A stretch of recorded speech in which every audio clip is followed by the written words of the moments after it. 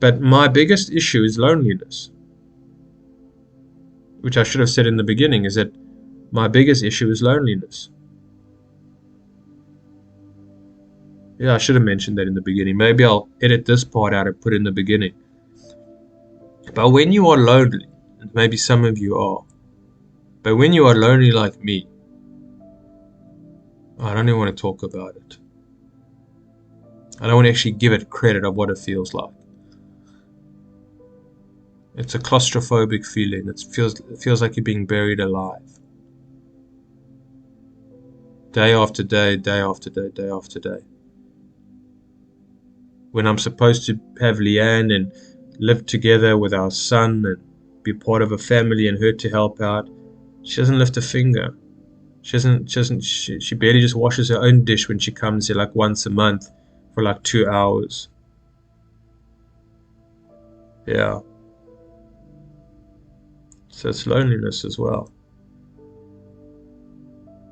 It's a big one. It's a massive. It's the biggest. It is the biggest one that I contend with. And I don't think I'm a better guy at all. And I think, again, there's so many people in this life, in this world, that I could really be appreciated by and loved by, and loved, and you be loved in return, and really be something magical. It would change my life around. I've said this before. Just one person. Just one conscious, sensitive, heartfelt, present person. Humble person would change my life around. There's no question about it. But yet again, surrounded by millions of people, and you can't find one. Not just after like a week of looking, or a month of looking, or a year, decades of looking, and still not really finding anyone. In a way that I'm saying that I could live with, or be my neighbor, or we could go to the beach together, and say even once a week. Nothing. Zero. Yeah, so to be honest, I'm not even sure if I'll be uploading this one. I haven't uploaded for a while. I haven't really done recordings for a while, but I still have like a number that I have done of recordings, which I don't know. I feel as if just to put it out there, put my cards on the table, if you will, is depression. Is a really heavy weight that that I'm feeling most of the time. I find myself needing to sleep like for an hour or so during the middle of the day. I also find that I don't have much focus to a degree, and I don't have much motivation to get things done. I'm feeling rather cynical, and just somewhat indifferent, and somewhat defeated, I suppose. And to a degree, like, what's the point? What's the point when you feel like you're climbing an uphill battle of sorts that there's just no end to, and in a way it just continues. And so in a way, like, I haven't felt, let me say, generous with my energy for people. I wouldn't say everybody, but the people close in my life, maybe one or two, making that effort. But otherwise, I just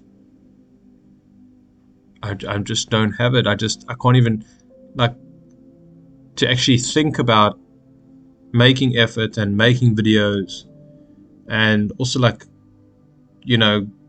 just interactions with people, and not just that, but like even some things around the house, making food, that I suppose is alright. I suppose I'm okay. I mean, my hygiene is fine.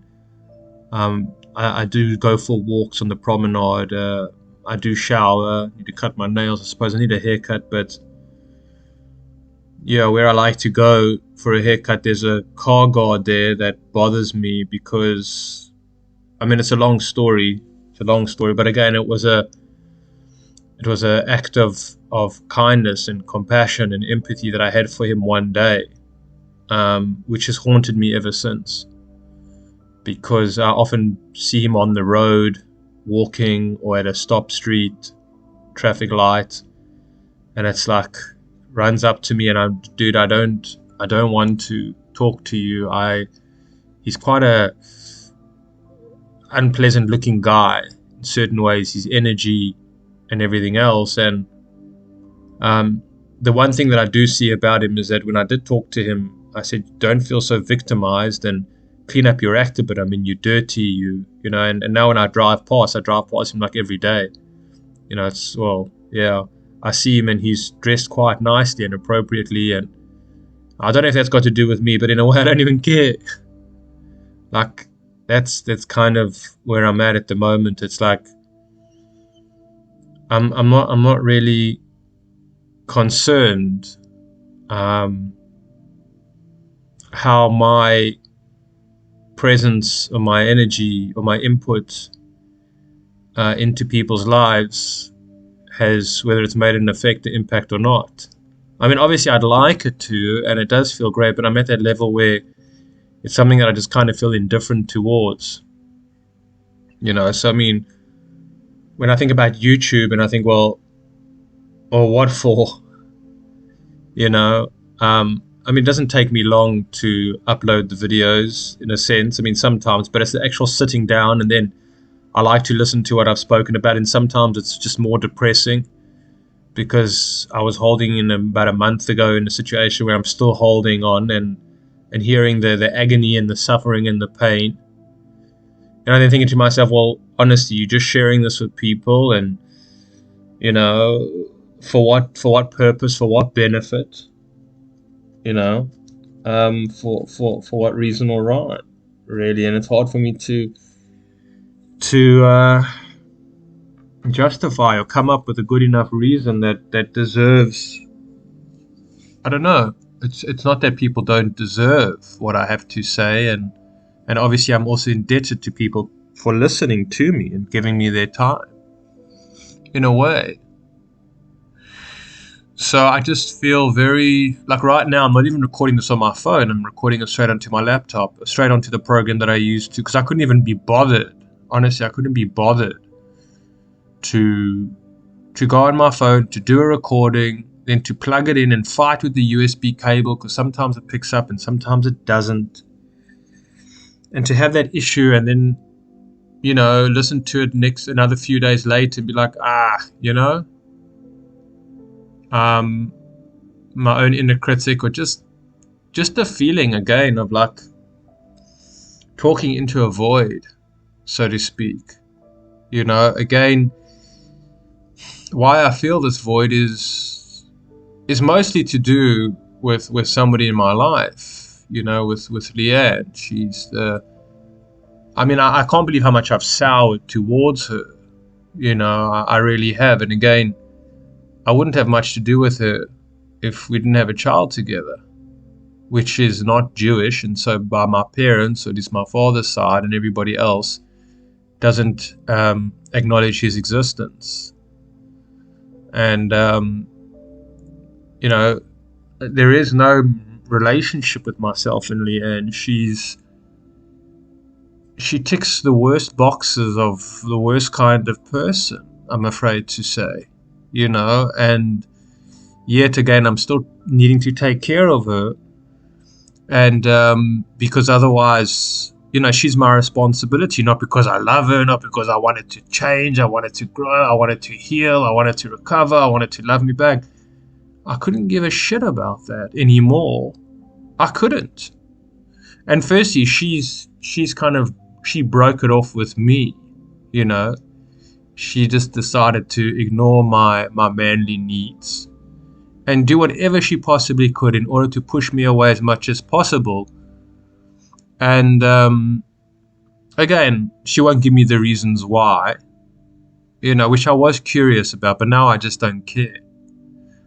Um, yeah, it's really, it feels like I'm trying to fill a bottomless pit, and it costs me a lot of money, huge amounts of money. So like that's why I also feel like not motivated to sort of try and make money with a Kratom business or selling, my brother's safety boots, just small odds and ends, because it's like there is such a massive outpour and there's so little coming in that I just feel like, well, what's the difference? Just it's like you're on a ship, or a boat, and you got a little bucket, a cup, a coffee mug, and the water is pouring in, and you got this coffee mug, and you're trying to throw it out, like toss it off, back into the ocean or whatever it is, and it's to what effort? You just feel like whatever,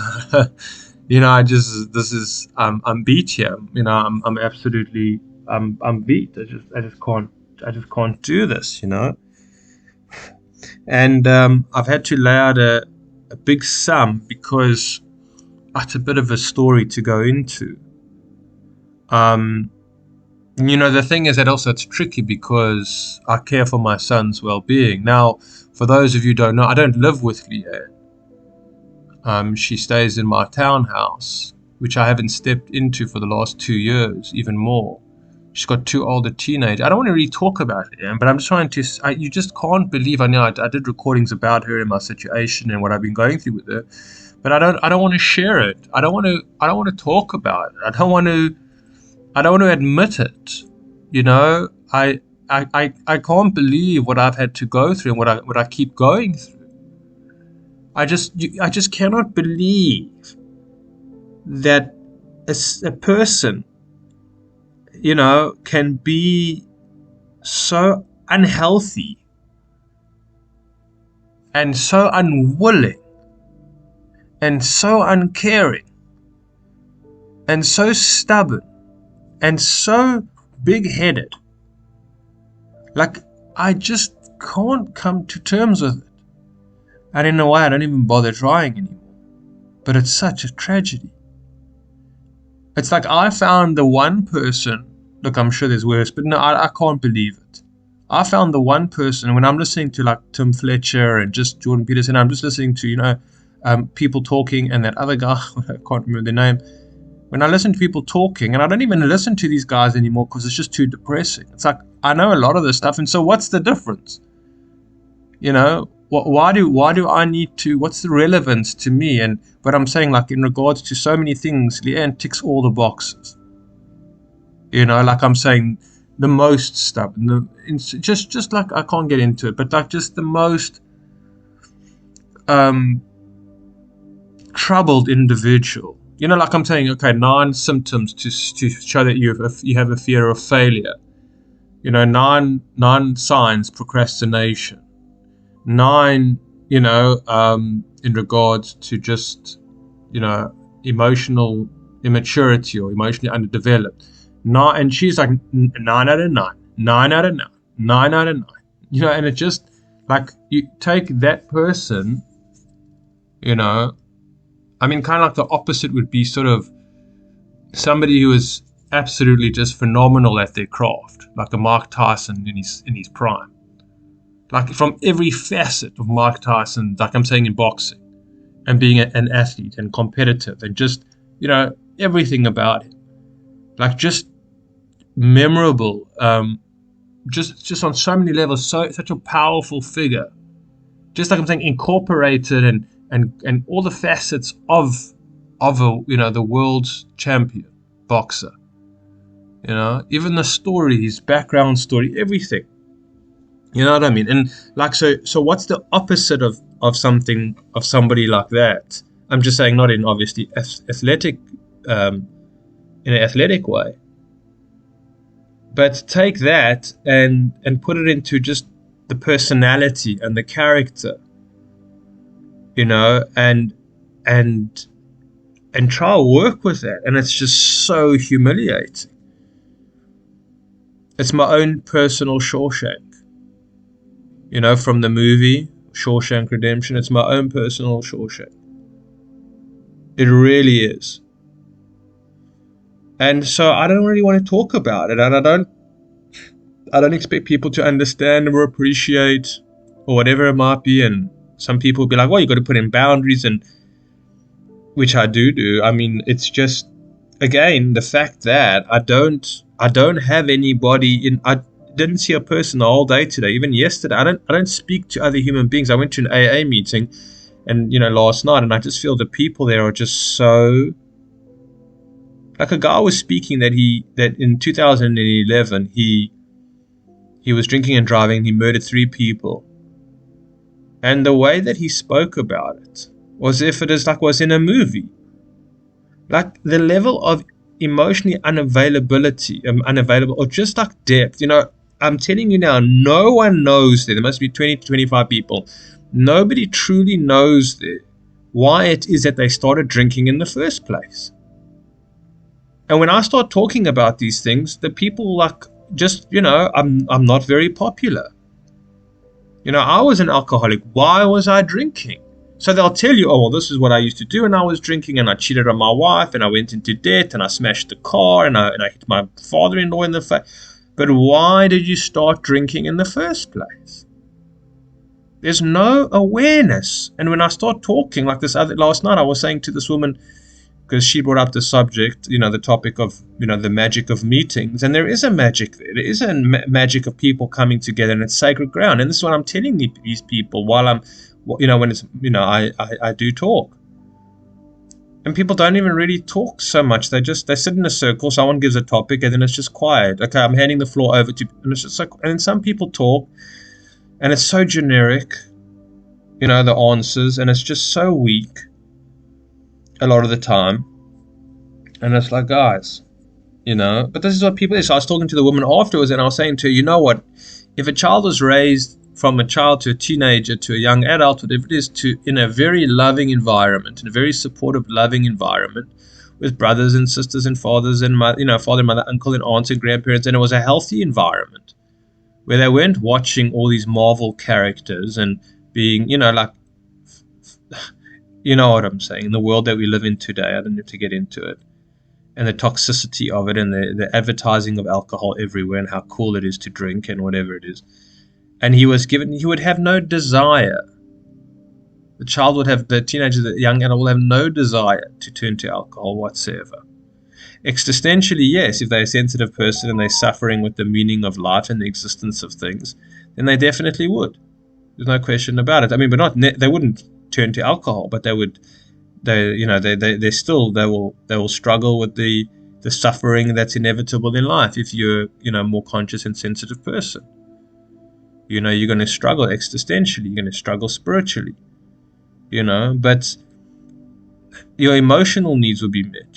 Your needs will be met. You'll be seen as a person. And I was speaking sometimes with somebody, and she was saying that about severely traumatized people, like that brought up in like abusive households, like physical abuse and sexual abuse and all of those things, and how like dangerous it is when they don't do the recovery. And I'm like, no,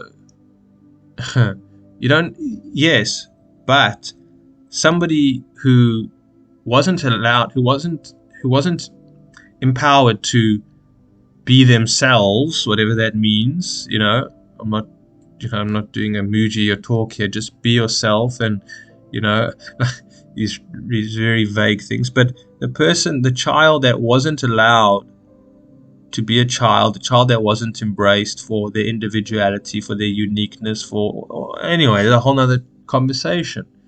But that child who was thrown into the schooling system, for example, that's all you need. That's all you need. All you need is 2 working parents, or a mother that's raising, and they can't afford to put food on the table. I mean, raising other children, whatever it is.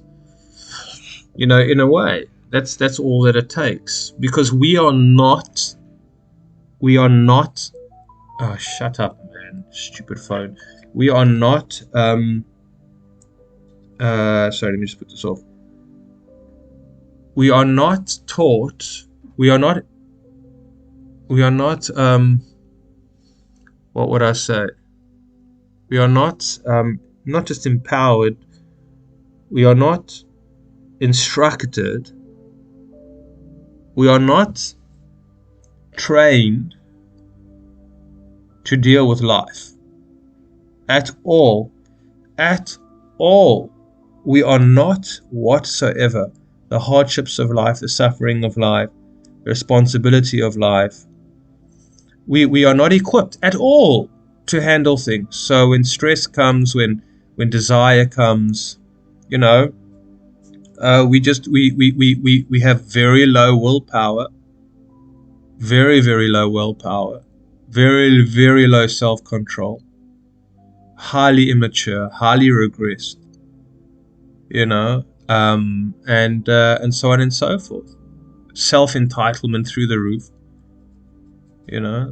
So if your pizza arrives 10 minutes late, and you have to get off your couch and whatever to get it, and it's still 10 minutes late, and it's like slightly not cold but not piping hot, that's a bad day, in a way. We're not equipped. And then society, culture comes along and soothes you, and numbs you, whatever it is. So we're not equipped. So there's no community to share the heavy load. There's no real support system. There's no, like even your insurance is more going to rip you off and not come to the party when you really need them to, but you've been paying this insurance or medical cover for however long. I'm saying that's the kind of support that we have. We're dependent on a system, on a system of things. But somebody can land up homeless by losing their job, and like simple ways that you can land up starving on the street. Simple. Your house could be destroyed by, the enemy, the soldiers from whatever it is, and then that's it. Now you're fleeing you're running for your life or whatever it is. It's just so much bad weather. Whatever. There's just so much that we need to contend with, that we are not we don't have a community to rely on an emotional, psychological level. Anyway, I'm saying there's so much, and there's always so much to be said. So what's my point with all of this is that, well, we're not equipped, and so it's a mess of what it is in the world today. And I might be looking at the glass half full, well, half empty, which is okay. The thing for myself that I feel is that it's important for me to honor my experience of what I'm going through. If I'm feeling depressed, I'm feeling depressed. And I do pray, for it to lift. But how's it just simply going to lift? You know what I mean? Andy Dufresne in Shawshank, he could pray as much as he possibly could for the prison doors to open for him, but they never did. They never really did. And so my situation is what it is, and life is tough. And I feel that I am challenged to the degree that I need to be. I don't think that it's random. I don't think that it's just for shits and giggles. I don't think it's just hard for nothing. I do feel that the reward, I feel, if you will, comes in the next life, in a sense. That's where the paycheck comes in, whatever that means. Again, what's a hard pill to swallow is that this world and this life is so finite. It's so ephemeral, short-lived. It's so easily you can take your last breath, and that's that. I'm saying, the weight of my situation, the weight of my history, the weight of my story, the weight of the world. In the next life, I was listening to, there was something on YouTube today. There was this little girl. It was obviously not just spontaneous. But this little girl, there was a guy, what do you call it? Busking. I think it's called busking. And he was playing a piano on the street. And this little girl comes up to him and says, she's 3 years old. And she says, "Hi, can you play Celine Dion, My Heart Will Go On?" So he says, "Yes, of course." And he starts playing. And it's a beautiful song. I mean, it's very touching. And it's got like, strong memory for me. Whatever it is. And the little girl starts singing. And this 3-year-old starts singing. And it's so beautiful. And for me, I was saying, well, that's the afterlife. That's where we come from. You can feel it. There's such innocence in there. There's such tenderness in there. There's just so much. There's just something there. That could be a whole other conversation, another talk. But there's just so much there, which brings one to tears. That for one moment, the heaviness of things and of life, just a kind of experience. And it is so cuddly. It is so warm. It is so friendly. It is so nurturing. It is so innocent. Ah, shit, this cat. Gonna have to close the door here. Yeah, this cat is another story, hey? Let me stop this and restart the record. Start a recording again, just so I don't lose this. Yeah, this cat is it's also very symbolic in my life because she doesn't really give me company. She doesn't really give back much at all for me, but yet she's an absolute handful. Where every 2 hours she comes crying and wants to be patted. And I'd give her quite a lot of attention. And every night I walk outside with her in the garden and I play with this little stick, I wave this little stick and she's busy crying at the door now. So I do give her a lot of attention, a lot of pats, but she just makes my life, like whenever I'm doing a voice recording, I'm talking on the phone, that's when she comes and wants the attention. And it's very hard to concentrate. It's very hard. And it's very annoying when a cat is busy, coming between your legs and meowing and meowing and meowing to try and concentrate. And also, it's just like, I know it's a cat. She doesn't know any better.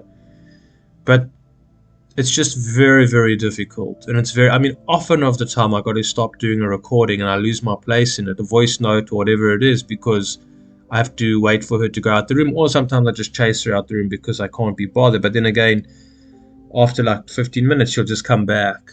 So she is, and it's like I get very little in return. I make sure that I give her minced chicken that I get from the butcher.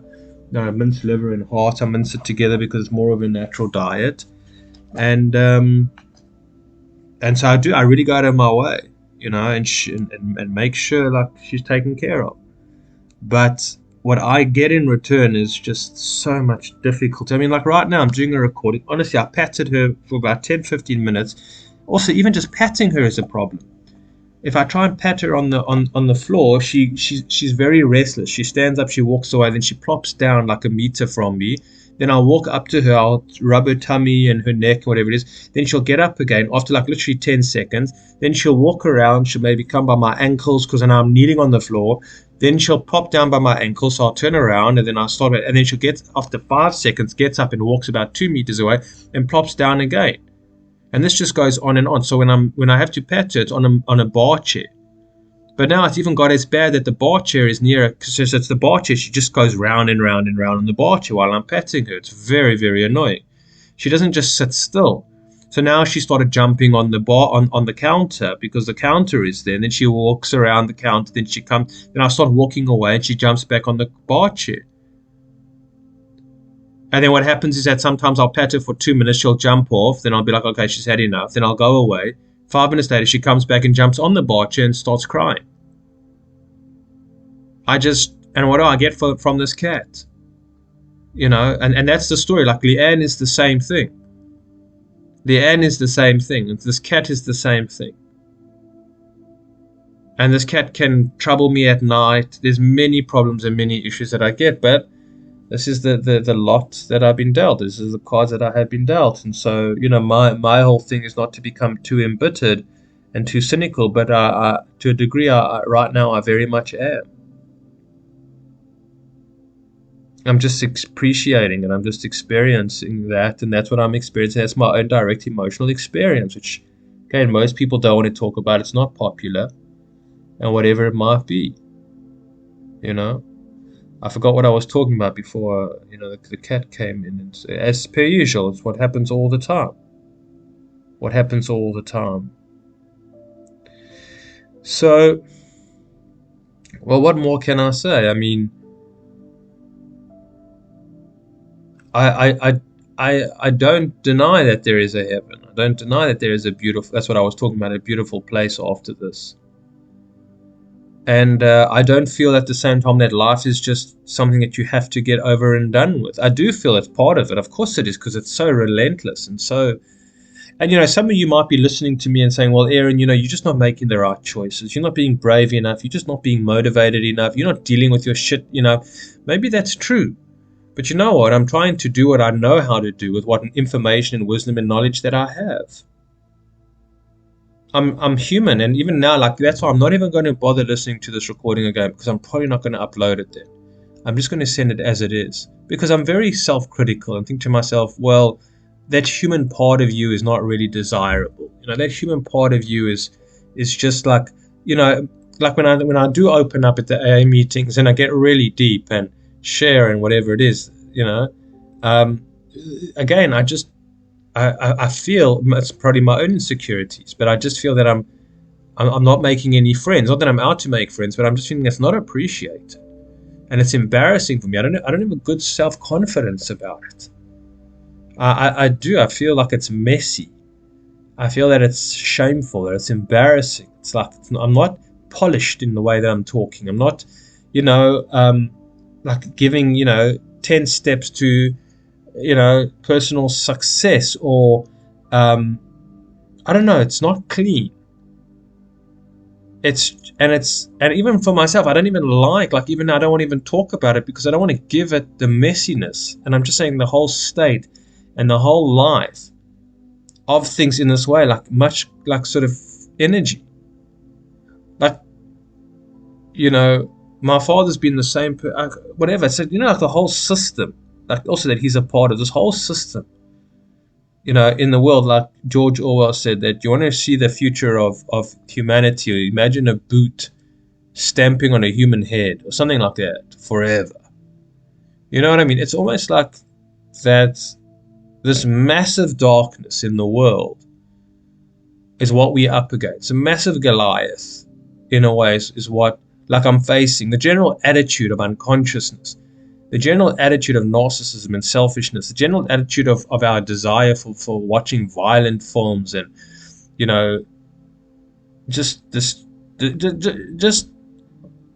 being that what I'm saying, that narcissist, being that Jordan Belfort, being that, like, again, only in this culture are serial killers seen as almost like heroes and celebrities. I wouldn't say heroes, but celebrities.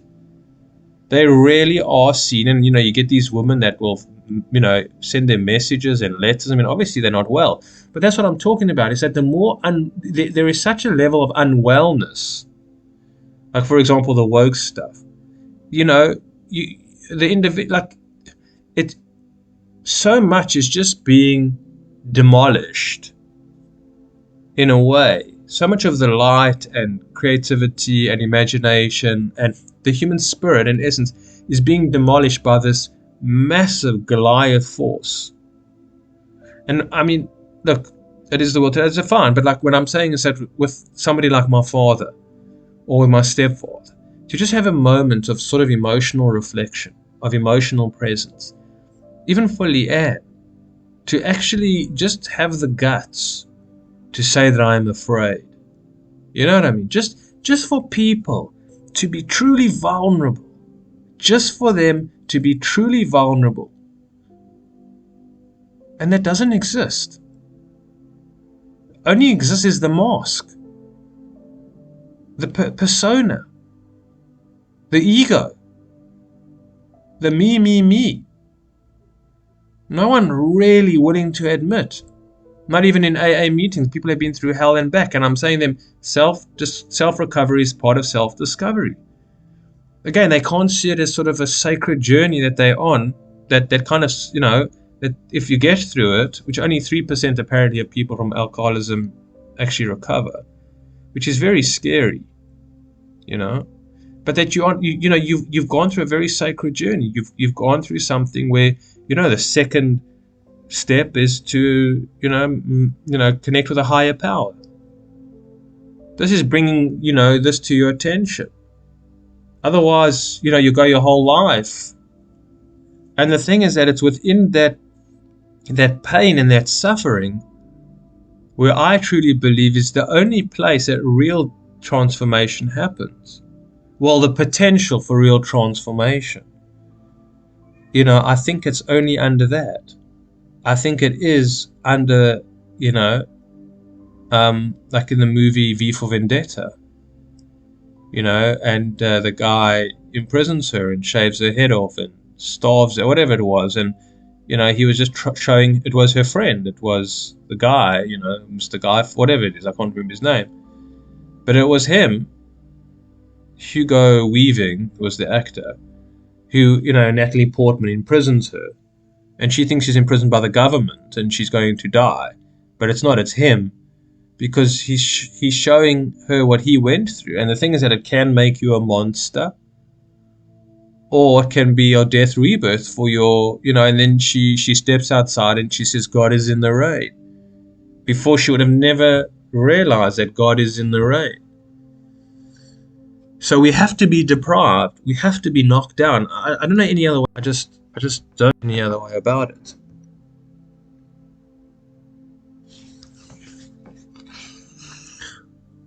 Yeah. That message that just came through is from my mother. She was admitted to hospital last night, which I don't even know if she should really be there. I mean, she had a fast heartbeat, and so I don't know. And now the doctor's trying to prove a point that she should still stay and do more tests, and she feels fine. There's an enzyme in her blood that's high, that shouldn't be high. And so she asks the doctor, what does it mean if it's high? I don't know. Why is it high? Well, I don't know. We need to do more tests. And my mother says, I feel fine. She didn't even need to be. They sent her to ICU. So she's sitting there in that unhealthy, toxic environment. And I mean, these things do happen. And again, the faith, and in Hebrew, as I say, the emunah, to make one stronger, like I'm saying, to believe and feel that, like for today, I haven't stepped out the house. I slept for 2 hours. I showered like at about 3 o'clock in the afternoon and, changed into my clothes and, my day, whatever it was. And I really wanted to go for a massage. I found this woman. She's great. And every time, for 4 times in a row, I've been wanting to go, and she has a day off on Thursday. Today's Thursday. So, but I'm saying like I wanted to go. Then it's like, then she said to me, no, she'll do me a favor and work. She really doesn't mind because she lives on the property. So I asked the receptionist to ask her, and she says, no, she's lazy today. So I thought, and I won't be able to go tomorrow. And I would have loved to have gone for a massage. So, that on top of everything else, where I'm like expecting the worst. I'm expecting the worst because I've lived with someone like Leanne. Well, I haven't lived with her, but, like known her for a while. And I've really been through such traumatic experiences with her that I'm always waiting for the other shoe to drop with her. And then she tells me that our son, he's been vomiting and he didn't sleep so well. And so immediately she takes him to the doctor, which is more money. And I can't, I don't see him. I'm not there where she is. And I don't know what's going on. I don't know if he really needs to. And she blows things out of proportion a lot of the time. So you don't know what's real and what's not, which is, again, if you try and say to her, because some of you might say, no, tell her. And she, I don't know, even Jordan Peterson, I was listening to him with Bill Mayer, whatever his name is, the Random Rock podcast. And Jordan Peterson is sitting there saying, I'm in a lot of pain, not as much as I used to be. And Bill asks him, well, where? He says, not everywhere. It's like, Jordan, we know you went through stuff. He says, I was in excruciating pain for 3 years. Like, it's just something that Jordan is like, is an incredible guy. It's like, what is this about, Jordan? And her daughter and his daughter being also like with health. It's just like, that's how people are. And I get annoyed because now my WhatsApp is on my laptop, which I should just disconnect from the internet. But I don't want to do anything to stop this recording or interfere with this recording. So my mother's messaging me, and I've told her so many times, don't send me message after message after message. People don't get it. Write paragraphs and then send it all together. Don't send line by line by line, or 3 lines and then send, and 4 lines and then send. Why do you do that? That's why if we had to pay for each SM message, we would be more mindful. Because, I'll be sitting here having a conversation and the phone is beeping every few seconds. So just send one message, go, and that's it. People don't get it. Why? Because, and maybe you guys do this, maybe somebody does it, but it's selfish. It's not being mindful of where the other person is holding or what they're going through.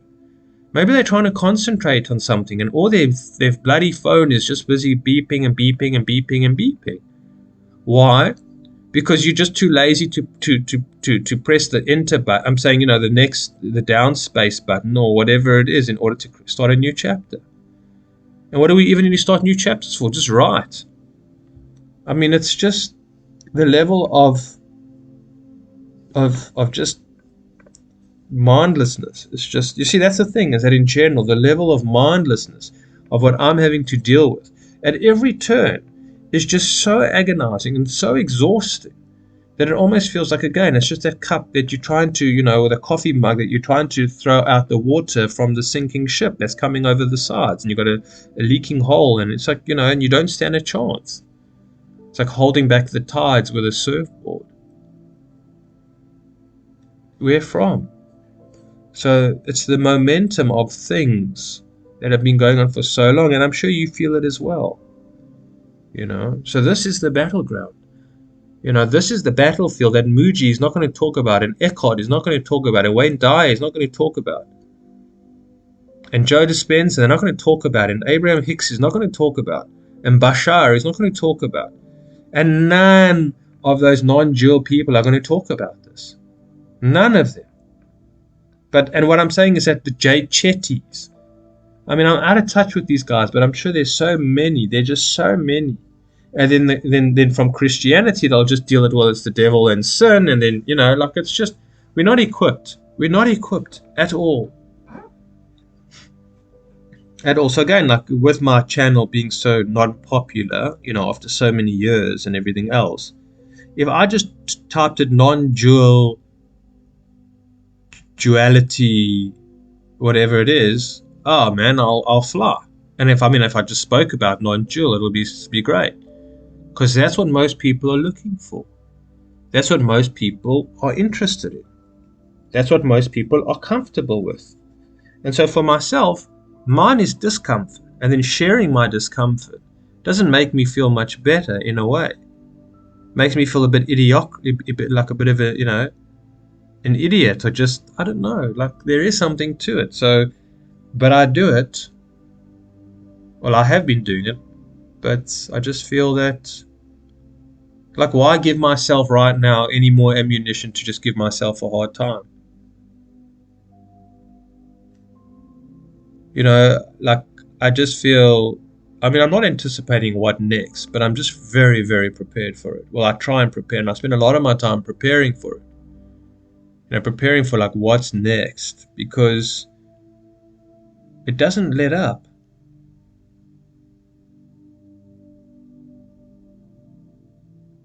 Doesn't let up, and that's the problem. And maybe I don't see the blessings along the way, and I'm sure that they are, and I'm sure that I don't appreciate how much more else can be challenging. Again, I'm not saying go wrong, because I'm not saying it's wrong. This is where I'm standing. I'm not saying that it's wrong. It's not saying that the world is out to get me. I feel that at times, but I know that that's not the reality. I don't feel like a victim. I might sound like it. But what I'm saying is that I know that the gruelingness that one needs to go through in this life, if they're doing the real work, and all that comes with it. I mean, even right now, again, in my mind, I'm thinking, geez, Aaron, you've been speaking for so long. Who's got the time? What are you talking about? All of this stuff, even that itself. So I suppose also at the same time, it's I don't want to be doing that because I don't want to give myself more, the state that I'm in now, the feeling that I'm in now, more credit. Just trying to, okay.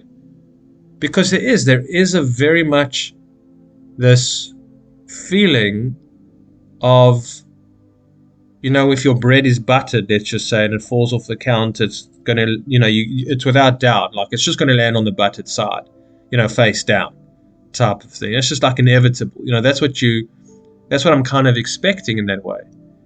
And there is a part of a feeling of my brother, the bullyingness of my brother from growing up, there, like that sort of spitefulness. And there is also like my father's just that general sort of, I don't know how to explain it, but like this, not this mean, not being mean, like a meanness, but there's just something like, Aaron, it's you against the world, my friend. It's you against the world. I'm saying, like with my father, like to actually have had a father in this life. I would love his support right now. Right now, I'd love his support. And I've done these voice notes to him, and they were like 40 minutes long. I did 10 minutes each. I'm wondering myself, I can't send this. He's not going to be able to listen to it. Where's he going to find the time? I mean, this is his son, and I barely ever send him voice notes, and I barely ever talk to him. When I go to Johannesburg, I speak to him when we sit down for a little bit, but not for long. So I'm thinking, and then also he doesn't want to hear these things. He doesn't want to acknowledge my reality because it's too hard for him to hear. And he doesn't feel equipped enough to be there for me. And so that's what I'm saying, is that's what I'm up against, like the machine mind, in that way. And this busyness of, like, even my brothers, it's hard to connect with them because everybody's so busy and barely anybody has worked on themselves. So even if they can hear you, they can't feel you. I mean, so that's what the mindlessness. And so for myself on YouTube, I feel it's the same thing. I know that there's a few of you and a handful of you, some I've never met, or all I've never met actually, in person. So I know that there are a few of you. But I'm not there day to day with you. It's, I don't know if I'll probably never meet you. We'll never see your face. And I know some of you have made contact with me and emails, and I don't reply sometimes, which is not right. But sometimes I just feel like, I'm just being honest, I just feel like I'm just tired of communicating this way, people. I'm just tired of this kind of interaction. It just doesn't work for me. It's like trying to talk to somebody, when you're both underwater, sitting at the bottom of the swimming pool, and you're trying to have a conversation. It's too tiring. It's too tiring for me. Where's it going to go? You know what I mean? Like, so there is a friend of the channel that I do talk, we do voice notes and everything else, which I do appreciate. But I've just known him for such a long time. I mean, he's, island boy. Yeah. And sometimes, island boy, I feel like I'm letting you down. I do feel like I'm letting you down. Like, in a way that I'm not strong enough, or that I'm just not, I don't know, dealing with my situations well enough. And, but then again, like I was thinking, I don't know who I said it to, I think my mother, that, like, I don't know anybody in my life that could handle what I've been going through for a very long time and currently now. And I know there are people with lots worse off and everything else in a way, but it's my subjective, personal reality. So, and that's what it means to me. And nobody, my level of sensitivity makes it a whole different kind of ball game for me. So I don't have to be going through some gulag or, getting my house blown up by, because people are looking for hostages. You know what I'm saying? Whatever it is, and trying to get rid of the bad guys and have my house blown up and, horrible, horrible stuff. And that's what people are going through. Terrible, terrible things. And how dare you, Aaron, sitting in your nice room, and with a roof over your head and a Wi-Fi connection and food in the fridge and all this stuff. And how dare you? And it's like, but that's not the point at all. That's how, anyways. You know what I'm saying? So I don't know anybody that could go through what I'm going through. Not my brothers, not my father, not my stepfather. I'm talking about men as well. I just don't know anybody. Any guys that I went to school with, any people that I still know today. I don't know about you, some of you out there. You could maybe, I don't know. But anyway, myself that I know of people that I've met face to face, I just don't know anybody that could handle this on such an ongoing basis. And so that says a lot about me. That says a lot about me. But yeah, I do feel even in this video that, I mean, in a way, I suppose when I think about it, like I've let my viewers down. A whole 3 or 4 of you that have made it to the end. You know, again, I get tired of putting in so much effort, you know, and getting so little back in return. And it's not like you can do much listening to this. You know, you can't. You're on the other side of the world. And I'm skeptical of when people do nice things for me, and they are thoughtful about me. I don't even feel like I deserve it. Or it's not like I don't feel like I deserve it. I just feel like, you know what, I've had such a bad time with it, to hell with it. I don't care. I don't want it. Because I become embittered, which is not good. Anyways, this is where I'm sharing from, and maybe on the weekend I would feel a little bit better, you know, depending on the day. But my biggest issue is loneliness, which I should have said in the beginning, is that my biggest issue is loneliness. Yeah, I should have mentioned that in the beginning. Maybe I'll edit this part out and put it in the beginning. But when you are lonely, and maybe some of you are, but when you are lonely like me, I don't even want to talk about it. I don't want to actually give it credit of what it feels like. It's a claustrophobic feeling. It feels like you're being buried alive. Day after day, day after day, day after day. When I'm supposed to have Leanne and live together with our son and be part of a family and her to help out, she doesn't lift a finger. She barely just washes her own dish when she comes here like once a month for like 2 hours. Yeah. So it's loneliness as well. It's a big one. It's a massive. It's the biggest. It is the biggest one that I contend with. And I don't think I'm a bad guy at all. And I think, again, there's so many people in this life, in this world, that I could really be appreciated by and loved by, and loved, you know, you be loved in return, and really be something magical. It would change my life around. I've said this before. Just one person, just one conscious, sensitive, heartfelt, present person, humble person would change my life around. There's no question about it. But yet again, surrounded by millions of people, and you can't find one. Not just after like a week of looking, or a month of looking, or a year, decades of looking, and still not really finding anyone. In a way that I'm saying that I could live with, or be my neighbor, or we could go to the beach together, and, you know, like, you know, say even once a week. Nothing. Zero. Yeah. All right, thanks for taking the time. Thanks for your attention, for your presence, for your energy, for your space, for your friendship. Take care.